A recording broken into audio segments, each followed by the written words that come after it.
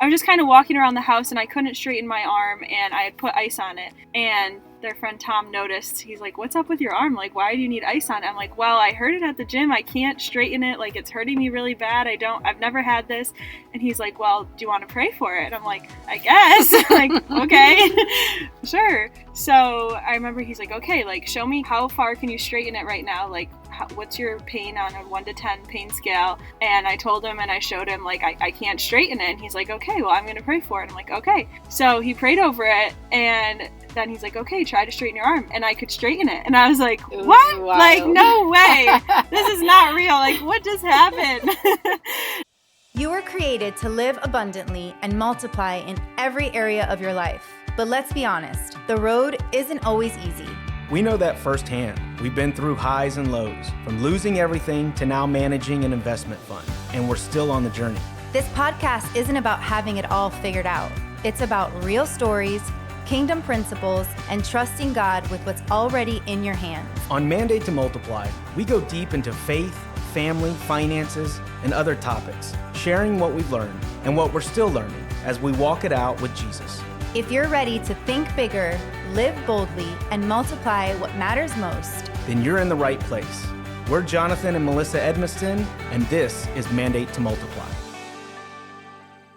Hello, and welcome to another episode of the Mandate to Multiply podcast. I am your host, Melissa Edmiston, and today is going to be a little different. Normally, I have my better half, Jonathan, with me. But today, this is actually our first Mandate to Multiply podcast interview, and I have the privilege of bringing on my beautiful niece, Talia Danno. Hi, everyone. So excited to be on. Yeah, so Talia, like I said, she's my niece, and my half-sister, this is one of her daughters, and Talia actually lived with us. You know, I was thinking the other day, I forgot you lived with us twice. Yeah. So when we lived in Cedar Grove, we had a guest house on the property. I think we've shared that before. And Talia lived in the guest house. How long was that? It was about 3 months. I did my spring semester, one of my spring semesters of college from the guest house. That's right. So then when we moved to the beach, shortly after we moved into the beach, Talia moved in with us. Yeah. And you were with us for 6 months. Mm-hmm. And so the reason that I'm bringing Talia on, you know, she's visiting us from upstate New York. She was just with us for a few days. And it's really amazing. This is the first time that she's been with us since she lived with us 2 years ago. Yeah. It was 2 years ago? Yeah. Maybe three, more. I think 3 years ago. 3 years ago, So she lived with us 3 years ago. So this is the first time I've seen her in person in 3 years. Okay. And we've kept in touch. We've communicated on, you know, via text message, voice messages. But this is the first time we've spent time together. And I thought it was really important. I said to her last night, I'm like, Talia, I need you on my podcast before you leave. And she's like, what? But the reason is I think it's so important. When Jonathan and I talk about multiplying everything in your life that matters, like your faith and your resources and your wealth, this is a really important story to share, and we wanted to really encourage some of you and give you hope. If you're praying for someone that you love, like just praying for them in general, for them to live a beautiful life full of freedom and being fully alive, and especially if you're praying for them to know the Lord and to surrender their life to Jesus. So I thought it was really important to have Talia here in a very full circle moment. You know, makes me cry just thinking about it, but I want to share the story of how through our faith, through Jonathan and I's life and our faith, and this is not to give us credit or toot our own horn or anything like that. This is all Jesus, but I think it's important that we give hope to people and remind them of what's possible when you live your life out loud, when you live your life in a certain way that you're not forcing people to believe in Jesus, you're not forcing him down their throat, you're not telling them they need to do anything, but you're just living your life very boldly and very clearly and in a lot of love for other people, and you pray for them and you don't stop praying. And so now I'll give you the really quick, but just so you know, Talia was not following the Lord at all, and we're going to share that story, and she's sitting here today a completely different person. And so I thought it was really important, Talia, that we just share that. So we're just going to kind of kick it off with a little bit of a story. So tell us first, you know, a little bit of your background in what your life was like growing up as it relates to your faith. Yeah, so growing up, occasionally my family would go to church, but it was kind of just something that we did, and it was never consistent, and it was never more than just going to church service on Sunday, and we'd drive away and never talk about it again until the next time we went back. I didn't know that you could even have a relationship with Jesus. We'd just go to church sometimes. Then as I got older, we kind of stopped going, and Yeah, well, and that's important. It's like you didn't really, there was kind of no faith, right? Yeah, like you were just, what was your thought of God, right? Yeah. Like what was your thought of, is there a God? Who is he? Like where were you when you came into our life as an adult at that point, as far as what you thought about God? Yeah, I think I believed in God, but I didn't really know anything about him or that you could have a relationship with him other than just, okay, there's a God and he's out there and there's a heaven. Like, I didn't really know what all of that meant, and it was definitely not something that I was pursuing or really even gave much thought. It just was not a part of my world at all. And then once I started living with the Edmistons, well, let's go back from that. I want to say this first. So I've, obviously known Talia her whole life because my sister is her mom. But I would, they lived in upstate New York. I lived in South Florida. So we didn't really get to see each other that much. I wasn't really a part of their life like I would have wanted to until I got married. So that was like 15 years ago. So then I would be around a little bit more often. But when we moved to North Carolina, I remember you, your mom, your sister, maybe your brother, you all came to visit. Mm-hmm. And so that was kind of like the first time that you got a glimpse of my life and my family. The boys were really little. Mm-hmm. I don't even think Jacob was born yet because Mm-hmm. we lived in the apartment. And so what was your first, like, and you could be 100% honest. This is like, we want to know it all. And nothing you could say will offend me. What was your first reaction or thought of like my family and how we lived and what our like faith was like? Like what was your impression and what do we make you feel like? I always felt welcome and embraced, but I just kind of thought you guys were crazy. Like, I'm like, I don't know, they have this Jesus that they talk about and they take big risks and they are always doing something new, and I'm like, what is going on? Like, I just didn't know. Yeah, you probably thought we were crazy. You can say that. You can say you thought we were crazy. It's okay. Yeah, so, and to be honest with you guys, just so you know, like Jonathan and I knew my sister wasn't a believer. I knew Talia was. I knew none of them were. And our only goal was to love on them and pray for them. And that's what we did for years. And then fast forward a few years later, that's when you came to live with us in Cedar Grove. Mm-hmm. And so what was that living with us like? Because we were going to church every weekend and you were living with us, but nothing was really changing as far as your faith at that point. So what was that first living with us like? And did that do anything for your faith or your relationship? I think to back up a little bit, one thing was that I knew I had my Aunt Melissa and Uncle Jonathan, but I don't think you were super close with my mom at the time. So I didn't really even know that I was ever going to have a relationship with you. You were just kind of family that we had that was distant, and I never knew that it was even possible that we would have the relationship we have today. And I was used to family that was close by, so that you just see all the time, and I never really even thought it was possible that we would grow into the relationship we have now. And I think before I started living with you guys, I came to visit for 2 weeks. Yeah. Because we had got connected and we started talking, and I'm like, it was COVID, so I had a break from college, and I'm like, can I come stay with you guys? And you're like, yes, or maybe you invited me. I don't know how it all worked. And I remember I drove down, and I'd never really gone somewhere that far away from home without my family before. And I remember driving down like, what am I doing? This is so crazy. I barely know these people. Like, I've met them and been around them, I don't know, maybe a handful of times. Like, we really hadn't spent that much time together. And it was always with my siblings, and it was kind of like my mom and my aunt would hang out. And like, we would all hang out together, but like, it was just kind of more for my mom to see you, it felt like, than for us to have a relationship. And even though you'd always want to do things with us, but it just was different. I think I remember now it was cool because I was talking to your mom about a business opportunity at the time. It was like a network marketing thing. This was years ago. And I remember telling your mom about it, and she said, well, I'm not really interested right now, but Talia is. And that actually, that business goes back to what we always say, like, you never know what your yes to something will unlock and open. And me stepping out into that business at the time opened the door for us to have a relationship, because when you started doing the business side with me, we, inevitably just started talking more and spending more time together. And yeah, I remember inviting you. I'm like, just, you can stay with us. You can live with us. Like, yes, just really wanting to bring you in just to have a relationship with you. So you lived with us for 6 months, but that living with us time, like, I would say from what I saw, nothing really changed in your faith, other than what was amazing though was we did get really close and we started to develop a relationship, and I think that built trust between us, but nothing really changed as far as your faith at the time, correct?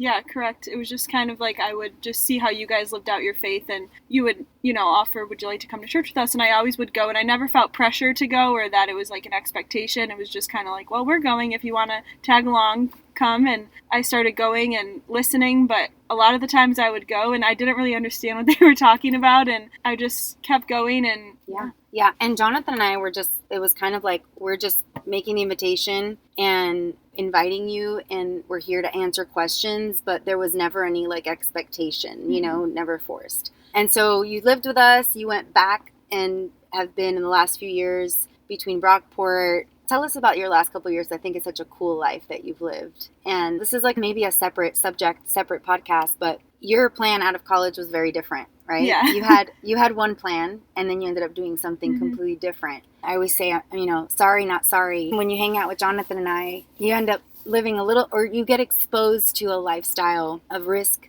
adventure, doing things a little bit outside of the box, outside the norm. And I think it was kind of scary for you. And I know, I always kind of joke, but maybe not a joke, like your family might not be very happy about my influence on you, because where a lot of people might have had this perfect life planned out for you. So I really want to tell people about your story just quickly, because it's a totally separate subject, but I think it's important. And again, it has to do with multiplying the things in your life that matters and living your life for the sake of other people, being able to see and be inspired and influenced in whatever way works for them. They don't have to live exactly like us, but our hope is that any part of our life that there's fruit, other people would be able to see that fruit. And if it's something they want for their own lives, they can see that it's possible. And one of the really cool stories about our relationship is that when we started to get close, you kind of had one trajectory that your life was going on. And it was pretty well planned, and it sounded amazing for some people.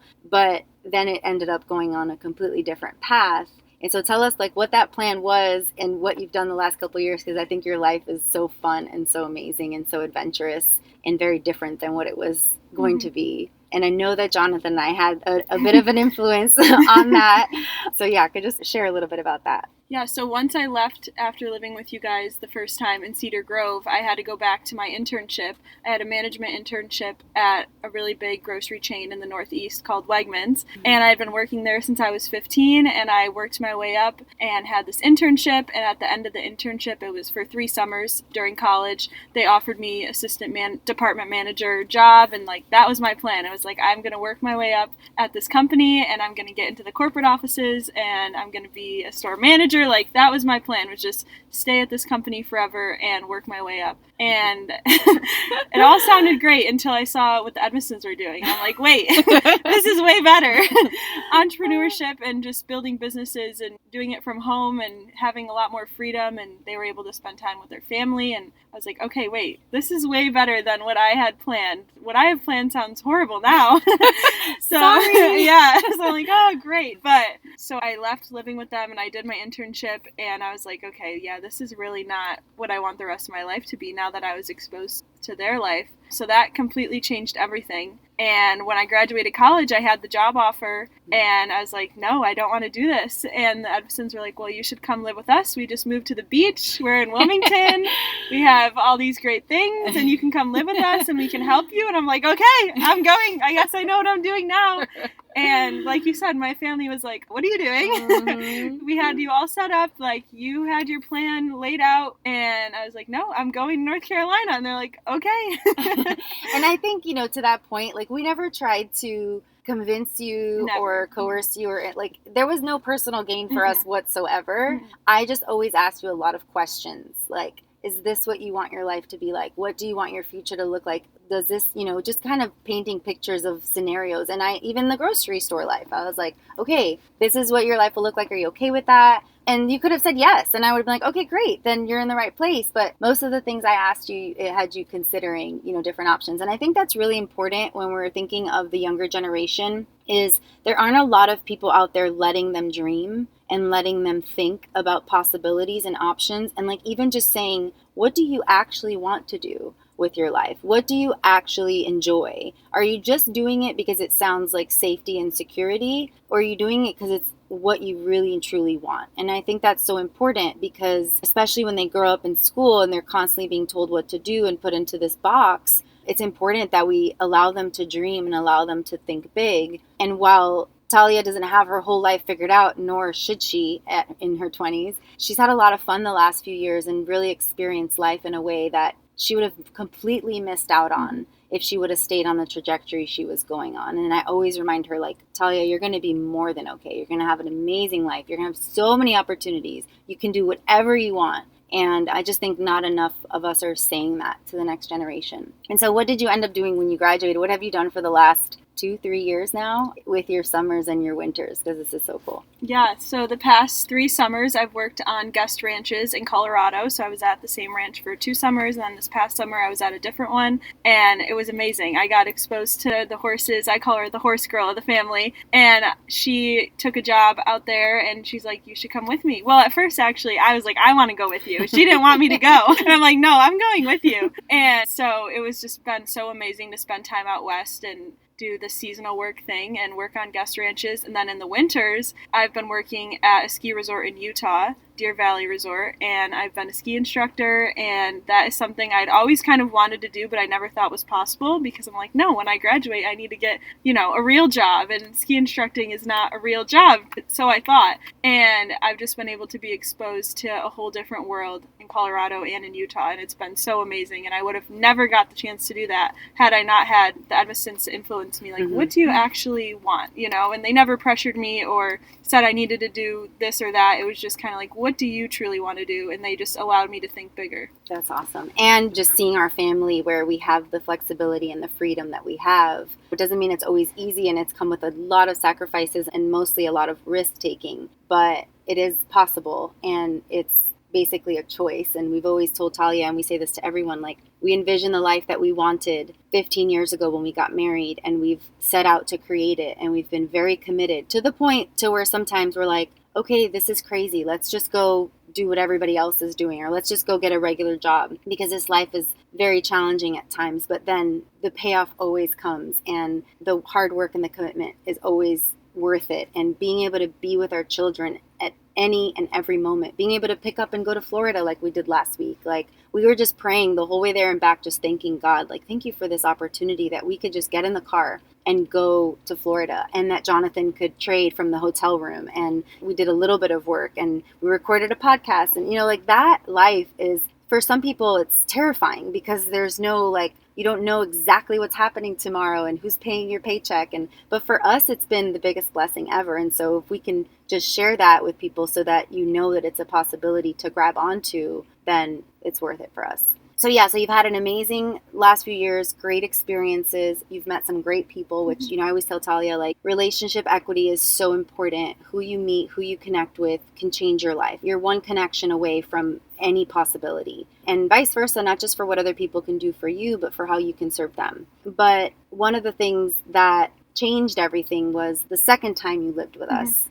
Kind of what happened then, what changed, going back to like the faith piece, what changed when you lived with us at the beach 3 years ago, and then we'll kind of talk about where you are now. Yeah, I think it goes back to the first time I lived with you. Towards the end, I just realized that being out of the environment that I had created for myself at home in New York, I just felt so much better. And I didn't really know that it was because at the time my aunt and uncle were praying for me and they were cultivating this environment for me. But I just really liked how different I felt when I was around them and when I was away from the life that I had in New York. So that kind of opened my eyes a little bit to God and church and all of that, but I still just wasn't really thinking about it as much as I did when I lived with them the second time. I'd kind of gotten to the bottom. I was like, okay, when I graduated college, I was just kind of in a tough place mentally. My senior year of college was really hard, and I was just very depressed and anxious and trying to figure out what I was doing with my life. And so then when I went to live with them again, I started going to church with them again and just seeing them live out their faith, and I just really felt this prompting for, okay, this is for you too. This is not just for them. Mm-hmm. I want to pause right there, because I think what you said is really important, is you were living a life that you realized wasn't fulfilling, wasn't filling a void. You had, just kind of share real quick, you don't have to all your dirty laundry or anything. Although, let me just say, Talia is an amazing, I always said, even when you thought you were being bad, you're always such a good girl. She was always amazing. But you realize that, and I don't want to put words in your mouth, but you tell us how you felt in that when you say like your senior year was hard. Because, and I only say this, and the part I do want to say is I know there's a lot of girls in college who are thinking that all of the things that the world offers you will fill a void and make you happy, and that you need to go to that party and you need to be getting drunk and you need to be sleeping with that guy. You need to be doing all these things. And I just would love to hear a little bit from you about that, and like you realized that it wasn't actually happening, right? And you got to your senior year, 4 years of college, or was it two? Three. Okay. Yeah. Because she's so smart that she started college as a sophomore. Senior in high school. So she was a senior in high school already doing college. She's brilliant. So yeah, so kind of just tell me like a little bit, emphasize a little more just what that feeling was like versus what you felt when you were with us or what you saw in our lives. Yeah, I think in college, especially in just the last few years or last year of high school, I was just always chasing acceptance, and I just wanted to fit in, and I wanted to fill that void that I had. And I would do that just through, drinking, partying, what clothes I had, just from attention from guys, like all the things. Hookup culture was huge, always in college. It still is, unfortunately. And I was just really searching like for acceptance and just to fit in, and also fill the void that I had in my heart for that need. And then I noticed the first time I lived with the Edmistons, like, okay, wait, I don't actually need all that. And they saw me for who I am, not for what I could do or just all the extra stuff. And I think that really helped a lot with my identity, but I still didn't really know, like, okay, well, when I go home to New York, like, how do I keep this? And I kind of fell back into the same patterns of what I was doing before. While you were living with us, there was kind of a moment. I remember we were with Tom and we were praying for you. And I think that's, like, you were already kind of sensing and something was shifting, and I could even tell. But then there was that moment of prayer, and then there was the moment at church where you finally made the decision. So if you could just tell us quickly, or not quickly, but if you could just tell us about that. Yeah, so they had their friends come into town, and I remember I'd hurt my arm at the gym. I don't know what I did, but I couldn't straighten my left arm, and I didn't really make a big deal of it. Like, I told my aunt, but I didn't really tell their guests because that's just kind of weird. I wouldn't tell them, like, oh yeah, I hurt my arm. So I was just kind of walking around the house, and I couldn't straighten my arm, and I had put ice on it. And their friend Tom noticed. He's like, what's up with your arm? Like, why do you need ice on it? I'm like, well, I hurt it at the gym. I can't straighten it. Like, it's hurting me really bad. I've never had this. And he's like, well, do you want to pray for it? And I'm like, I guess. Like, okay, sure. So I remember he's like, okay, like, show me how far can you straighten it right now? Like, what's your pain on a 1 to 10 pain scale? And I told him, and I showed him, like, I can't straighten it. And he's like, okay, well, I'm going to pray for it. I'm like, okay. So he prayed over it, and then he's like, okay, try to straighten your arm. And I could straighten it. And I was like, what? Like, no way. This is not real. Like, what just happened? And so I could straighten my arm. And he's like, okay, like, wow, that's amazing. Like, look at that. Like, you just got healed. And I'm like, what? This is like, I just couldn't believe it. Yeah. And then he's like, okay, like, what is your pain on the pain scale? And I could still, like, it was still bothering me, but I could straighten. He's like, okay, well, we're going to pray again that the pain would go away. And I'm like, oh, okay. And so then he prayed for it again, prayed over it, and the pain went away, and my arm was healed, and it was amazing. It was a miracle. And I'm like, what? Like, this is crazy. How did that happen? Like, what is going on? And then he had me read something out of Acts, and then I just kind of like walked away, and I'm like, what is going on? Like, that was so cool. And I don't know, that was it. I remember that moment so clearly, and I'm like, Talia, Jesus heals. Like, that's what he does. He can still do it today. And and so I think that moment of her literally witnessing a miracle right before her eyes, and I remember that morning her telling me, like, I can't straighten my arm past this point. And so I already knew what her pain level was and her range of motion, and then to see him pray and it like literally be healed right before our eyes is so cool. And then it was shortly after that your mom and your brother were in town. And then tell us about that defining moment for you where you just made a decision, like, okay, I don't fully understand everything. I don't know, but I know that I want more, and I know I'm ready to go all in. And just tell us how that happened. I remember it was at church. Yeah, so before Tom came, I was kind of feeling a prompting, like, okay, like, I'm ready to go all in for Jesus, but I just wasn't I didn't commit. I just was kind of really afraid, and like you said, I didn't fully understand, and I'm someone that usually needs to fully understand every little part before I feel comfortable doing things, which my aunt has really helped me overcome and work on. But yeah, so then after they left, a few weeks later, my mom and my brother came, and we were at church, and I just kept feeling the prompting every week, and then finally when they were there, and I don't know, something about the sermon or whatever, but I was like, okay, today's the day, like I'm doing this, and I got saved, and it was amazing, and I just started crying, and it was just like this beautiful moment, and I just felt this weight like literally lift off my shoulders, and I just felt so free, and it was like, it's hard to put into words the feeling that I felt, but I just remember crying, like the happy tears. Yes. And then at the same time, my brother also gave his life to Jesus, which was like so amazing, so then I'm crying for that too. And it was just an amazing moment. That was so beautiful. I'll never forget that day. I was also crying very much, and it was like surreal, because I'm like, wow, like this has been it feels like years in the making, and not even in the making of anything intentional, because I didn't know if she would ever give her life to Jesus.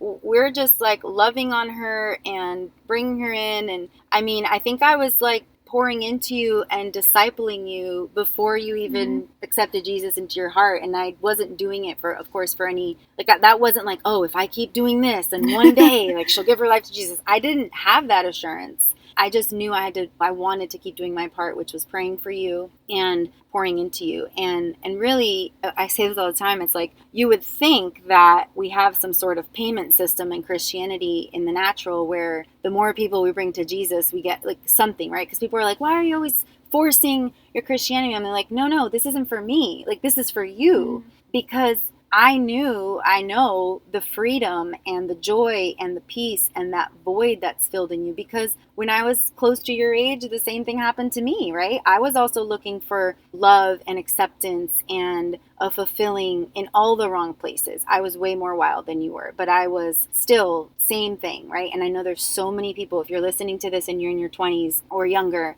and you're thinking that next party, or that, I mean, I thought the next time I go out, I'm going to be so happy, and thinking the next party, the next hookup, the next drug, the next drink, that's all going to keep filling. But it doesn't. It actually just depletes you and robs your peace and kills your joy. It steals your confidence and makes you more anxious and more depressed, but you don't realize that in the moment necessarily. And so I knew the freedom that would come. And of course, when you know the truth and the truth sets you free, you want that for everybody around you. And it's almost like just a free gift that everybody around you can receive. And so, of course, you want that to multiply. That's like the number one thing Jonathan and I want to multiply in our lives is our faith. So we were praying and pouring into you. Of course, you're my niece and I love you and I wanted to anyways. But then when that happened, I'm like, oh my gosh. I'm like, she actually, like, it worked. Like, she just gave her life to Jesus. Like, this is real. Now, the last thing I want to share, and we'll wrap it up after this, is there's a two-part, okay? Because I have seen people in my life, in my last 17 years as a Christian, gave my life to Jesus 17 years ago. I have seen people give their life to him. And when they start the walk, it's too hard, right? Because it can be hard for the things that don't feel natural. And oftentimes people will go back because they're like, oh, I miss my friends, or people are making fun of me, or it's harder to find things to do or people to be around, or for whatever reason, they just fall back into the temptation of their former life. And so one of the prayers I kept praying after Talia left, because she lived with us and then she moved back, moved out and went to Utah and the other ranches and stuff.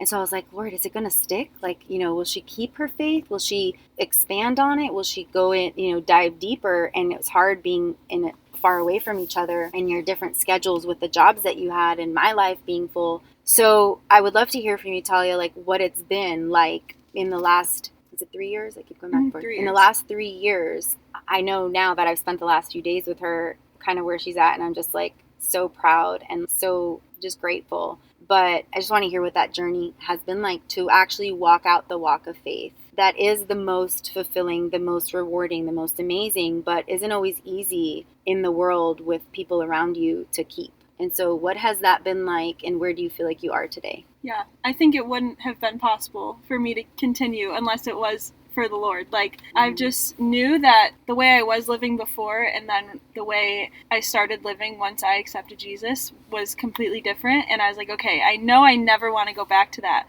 So I just kept, plugging along and pressing into the Lord and praying even when it got hard. And it did get hard because once I moved away from the Edmistons, I was kind of on my own. Like, I didn't really have any community around me to encourage me in my faith, but I just knew that it was something that I really, really wanted and I had to fight for it. So I think one thing was really just that God removed me from the environments that I created for myself at home, and I've gotten to go live in these amazing places and have just almost like a new identity there, and I didn't get pulled back into the old lifestyle because I was in a new place, and that could only be orchestrated by the Lord. Like, he pulled me out of those places. I've just had to really fight to find people around me that would encourage me in my faith, and it's been hard, but I've done it, and a lot of prayer and just reading my Bible and listening to worship music and just really seeking him has really helped. Yeah, and I'll just say from my perspective, what I'm kind of seeing as Talia's been with us for the last few days, and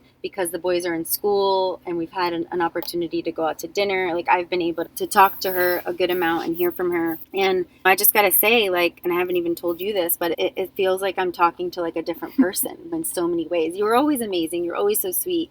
But just to hear somebody who you spent so much time with for years that didn't talk like this, didn't have faith, didn't read their Bible, was living completely different, just to hear some of the things you're saying. And this is, I want to share this, one, to affirm you, Talia, and let you know how proud I am of you, like, really, really proud of you, but also to give hope and encouragement to those listening that are either where Talia is, where she has been, or if you are yourself praying for a Talia, right, or multiple Talias, is that sitting in front of her today and her sharing in regular conversation that she brought her Bible with her. Like, most people don't travel with their Bible, right? Like, in our world, we read our Bible every single day and it's like the air that we breathe. But that is not the case for most Christians. And just to see you with your Bible, doing your absolute best to read it as much as you possibly can. And even in our conversations where we're talking about something important and,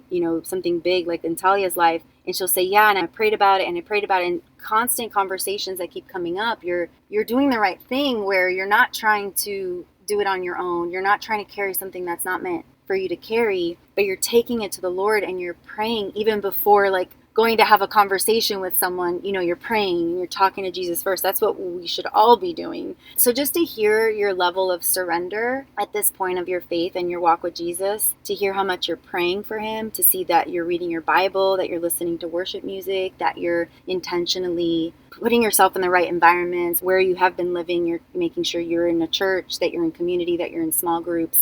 So that's huge. Because there's lots of people, especially that you haven't had intentional discipleship on a local level, where you've come this far for this amount of time is huge. And I just want to applaud you and tell you how proud I am. And so making those decisions and having those spiritual disciplines and really just being committed, so much so, and we can edit this out if you don't want to share it, but Talia's just committed to be an all-in believer and know that means your life is just different. And going out and getting drunk is not just not good for you, but it doesn't have the payoff is not there. It's not worth it, where you just make a decision to live differently, not because you're religious, not because you have to follow some rules, but because your life is better when you live in a way that isn't the way most people are living. So just, again, reading her Bible, praying, listening to worship music, committing to not having sex until marriage.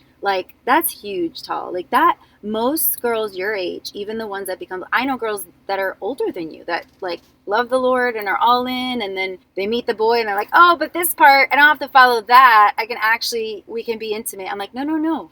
The Bible is the Bible. What God says is what God says. Doesn't matter your age, doesn't matter how long you've been walking with the Lord. But it's not just something you do in obedience. It's something you do because it's the best thing for you, and he knows that, and that's why he tells you to do it, to wait till you get married. So I just want to, again, again, I'm so proud of you. I'm so proud of you. All right, so that's it for today. Again, I'm going to let Talia close it out with anything else that she might want to say, but we want to encourage and give hope to people who are either where Talia was, where she is, or for those of you praying for somebody else. Don't stop praying. Don't stop loving on them. Don't stop pouring into them, not for the sake of any specific outcome, but just keep doing the right thing. And I think this episode's really important. I think they've all been great, but please, please, please make sure that you share this with people that you know are, again, where Talia was, where she is, or they're praying for somebody that isn't saved yet, because this is a part of that multiplication factor. So make sure you share this, like, subscribe, let us know you're listening, reach out to us if you have any questions. We're just really, really grateful for all of you that listen and for your time. Tal, do you want to say anything before we go? I just want to say, keep praying for the people that you want to be saved in your life. You never know. Any conversations that you have with them, they're all seeds that you can plant, and you never know what God is going to do. And also, if you're someone that is recently saved and you feel like you don't have anyone around you, just know that you don't need someone around you to encourage you in your faith. It's great, and it's a lot better if you do, but you just have to pray a lot and seek Jesus, and you'll find the answers to what you're looking for. Amen. So good. All right, guys, we'll see you soon.